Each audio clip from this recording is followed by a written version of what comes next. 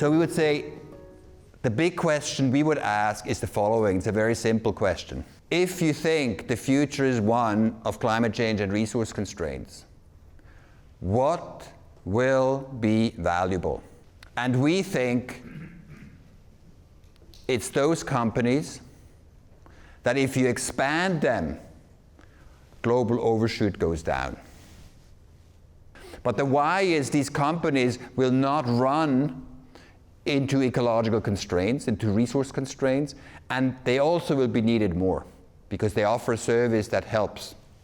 If you build them, it takes resources, but if they displace coal power, global overshoot goes down. Now, is asking the question, what will be more valuable in the future, a capitalist plot, a moralist plot? I would say it's like brushing your tooth. Is it a moral obligation to brush your teeth? It's just practical, it's helpful, it's healthy, I think. And so we worked with this $1 billion company that for every unit of resources that they use, they save about 6 to 7. And for every dollar value add, they reduce global overshoot by 28 square meters at least. Reduce in the right direction, tenfold more than world average. When we calculated that, they got very excited and say, now we also want to know how much have we shifted Earth overshoot day. So we calculated and came to the conclusion it was 4 minutes, 20 seconds. So if they didn't exist as a company, Earth overshoot day would have happened 4 minutes, 20 seconds earlier. And so now the next step is, wow, how about having a 1-hour club? How about bringing companies together? We already have 4 minutes 20. Are there other ones we can add, and then it's a 1-hour club? So could there be a 1-hour club in Denmark?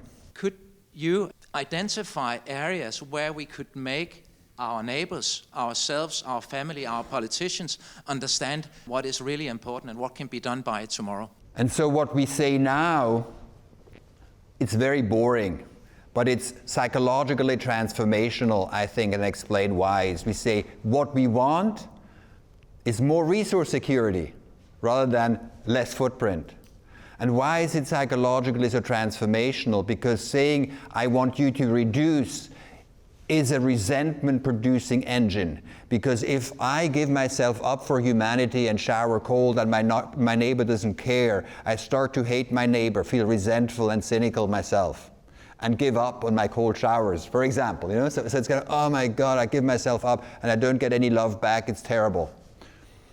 When I think about it from a resource security perspective, I start to realize I invest in my own ability to be secure. And I can start to feel empathy for my neighbor who doesn't know that yet and is extremely exposed to the risk that we'll face in the future. So by telling the story in a way, it's more important than say how much do we save, are we generating empathy or are we generating cynicism and resentment? So how do we bring people into the tent to generate that? For me, the measurable outcomes we need to generate to be successful, and that's what we also discuss in Global Footprint Network together, is motivation. And motivation we see as 3 specific things that we need to be able to build. One is a true desire for that outcome, because now it's not a true desire, we think it's a burden. It's a burden we need to take care of, but nevertheless a burden. It has to be transformed into a desire, we want that. We also need to produce a sense of agency. There's a lot of young people who suffer from climate trauma. I think more than the climate that causes it is the way we talk about climate, that we give people the impression there's nothing that can be done and it's futile because everything you give up, somebody else will use up. So rather than saying, no, there's a storm out there, let's make our boat stronger. That's also good for the others, by the way. So it's got this sense of agency that makes sense, is important. And the third thing is a dose of honesty. I wish in academic institutions would be told more honestly as well, is to say, we don't know. So I think that's what we need to create. Desire, a sense of agency, and a sense of curiosity. And if we can heighten that, we'll bring people into the tent, and the transformation becomes a self-fulfilling avalanche rather than, some command and control.